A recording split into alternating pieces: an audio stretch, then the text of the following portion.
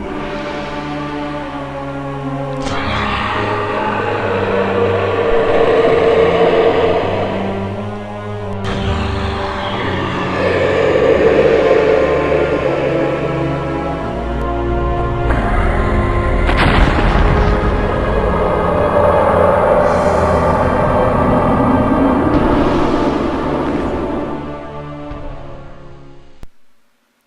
everyone and welcome back to Halloweenville. Thank you for joining me here today. I got something very special. It is a print and play that you can make at home and play. And this has got tons of replayability. It's light, it's easy. You can take it with you wherever you go. All you need is to print out 4 sheets of paper, and I will leave a link in the description below directly to the Board Game Geek page where you can get this. Now this is also in actual production, so you can purchase it on Amazon. I believe last time I checked it was around $24 for the game, but it comes with several various ships, and they each do different things, so you get so much replayability. There's different bad guys that you have to fend off. So with that being said, what the sheets look like are, you have your ship, and this is the basic ship. So you will get this in the set if you do buy the actual game. Then you got to print out everything else. There are 3 pages of cards. Real easy. You don't have to print this out on cardstock, but you certainly can. I printed it out on regular paper and then actually glued it to construction paper and then cut them out, which made them stiffer but not overly stiff, so you could still shuffle them like normal cards and stuff. But there's 2 full sheets of cards, and then you got kind of this half sheet of cards plus the dice converter here. Now with the actual produced game, you will get the specialty dice that have the special faces on them, and it's actually imprinted into the dice, so it's not cheap stickers that are glued on. But here you get the dice converter, so all you need then is, if you're a gamer, you probably got dice D6s laying around everywhere. I use colored dice just because. Red for the enemies, everything else just for the crews. Alright, and you can also print out this little, this is kind of cool, it's like a pamphlet, like a brochure, there we go. But it's actually the detailed instructions, okay?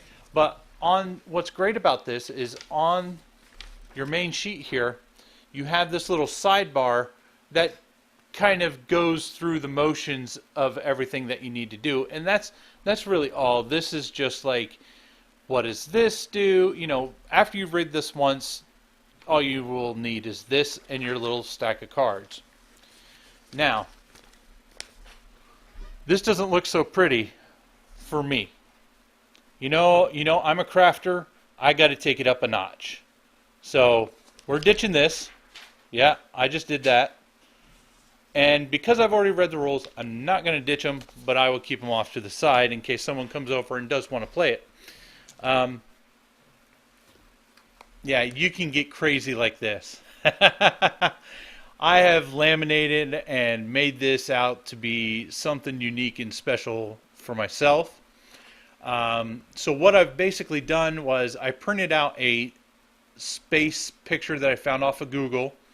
Then I glued that to a black sheet of construction paper. Took that page with all the ship information and stuff on it, cut every individual piece out, including the enemy health tracker here, and glued it all on, and I glued the dice converter here on the bottom. So made it real nice and fancy. Well, if you go over to while you're at Board Game Geek downloading the original, there is a fan-made Star Trek, the Enterprise ship there. That is the Enterprise, right? Yes. Oh, phew. I was about to get yelled at. Enterprise NX-01. Okay, I'm not specific on all the Star. I enjoy Star Trek, but you know, I'm not like obsessively knowing all the ships and all the details, but I do enjoy it. Anyway, so this works a little bit differently, as in dice placements and things like that. Sometimes you have to do a combo in order to achieve something that you want to do. Where this one is very simple. Single place these dice here, and then this is what they can do.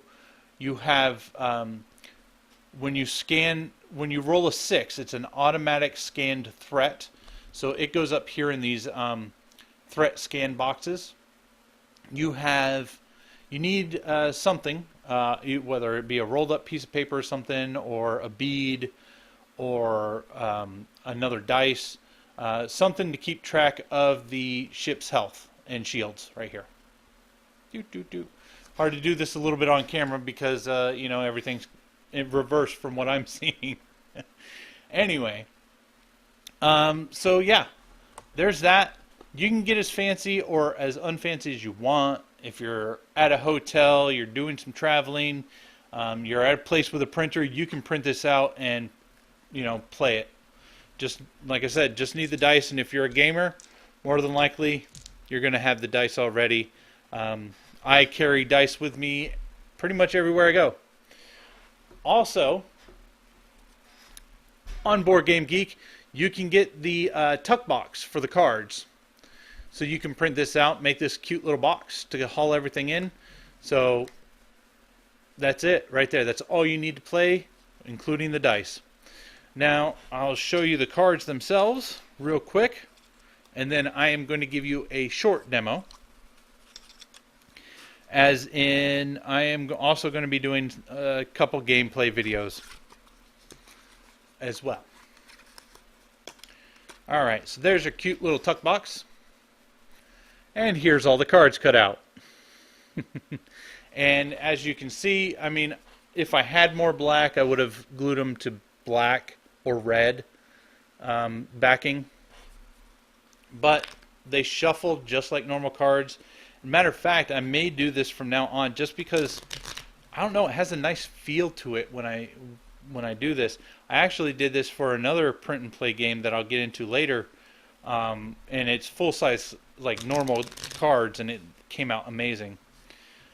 So there you go, you can shuffle them just like this. So this is the enemy threat deck. And in here, there are internal threats and external threats. Internal threats are obviously things like computers malfunctioning, or enemies have gotten on board the ship and you got to get rid of them.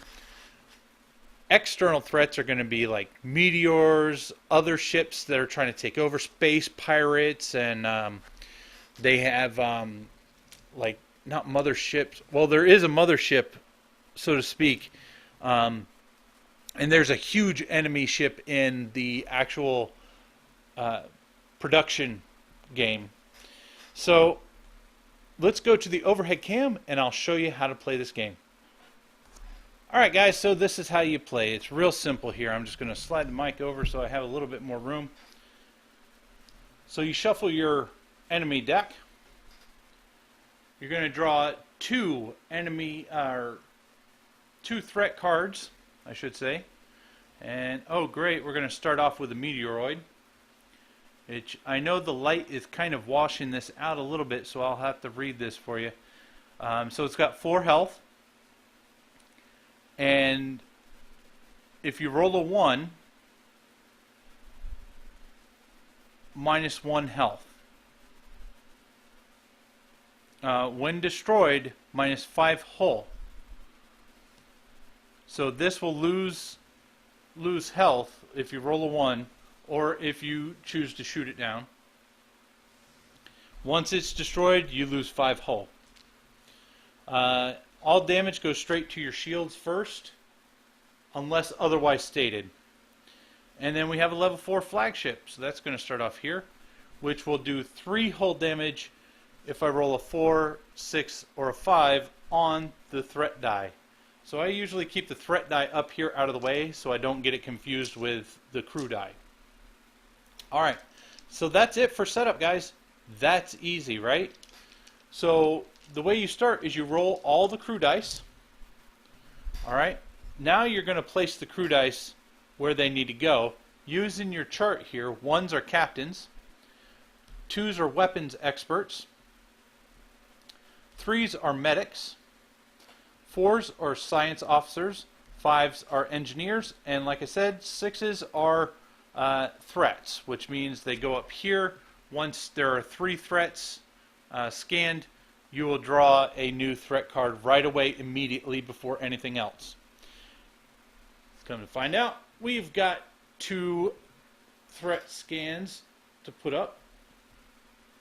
We have 1 captain, and all the abilities are listed on here. So a captain allows you to either re-roll all available crew or change 1 crew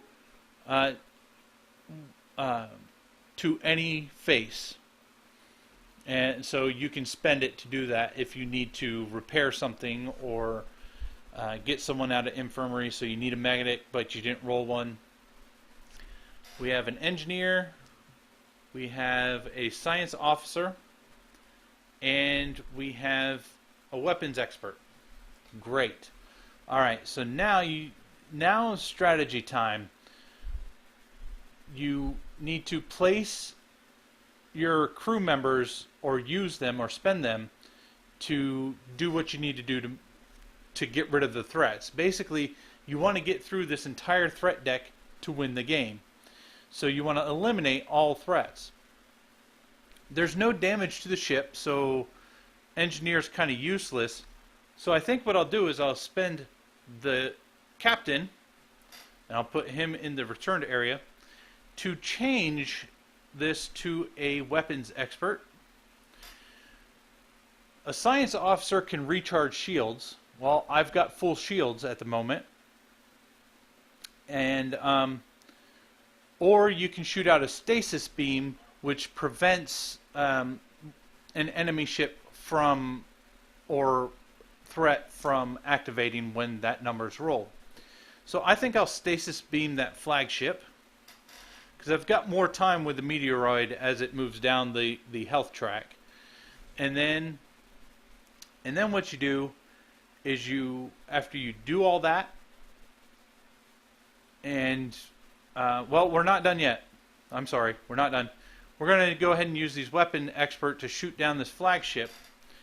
So it does 1 damage plus 2 damage for each additional. So I have 3 damage here to spend on that flagship.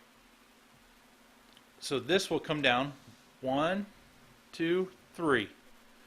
Now he's still in stasis, so he won't activate when I roll the threat die. So now, after you've assigned all your crew, you're going to draw a new threat card before you roll the threat die, and it's a little puny drone.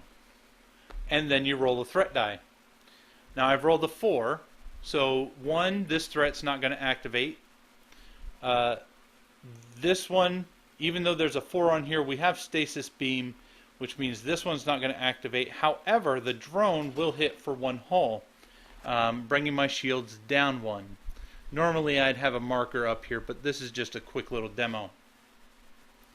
Alright, so we've got shields down 1. After you roll a threat die and resolve the matching threats, you're going to gather all your available crew and start over again, keeping the threat die out of the way. Going to re-roll. Those 6s are locked into place now, so you're less 2 die. I'm going to roll no 6s this time, but we got a captain, we've got a weapons officer, we have an engineer, and a medic. Now, starting off here, we're looking good. We've got 2 ships. 1 shot here and 1 shot here will take these 2 out. The meteoroid we can leave there. So what we've got is we have 1 weapons expert, we have a captain who can change someone if we need to, we have a medic, and we have an engineer. Engineer we don't need. So we're going to change that to a weapons crew because I'd like to get rid of these 2 threats down here. And then the medic can heal someone and get them out of the infirmary or return a scan threat. So we're going to spend him to do that. And that's how you get back those dice, or when all 3 of them, all 3 6s are up there, then and you flip over new threat card, then you will get those 3 back. And then we're going to use each one of these singularly, to shoot down each one of these ships. So we're going to go ahead and spend those, and those lose all their health.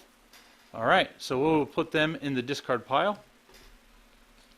Now we're just left really with the meteor, and we've spent him. Okay. And that's basically how you play. You keep going.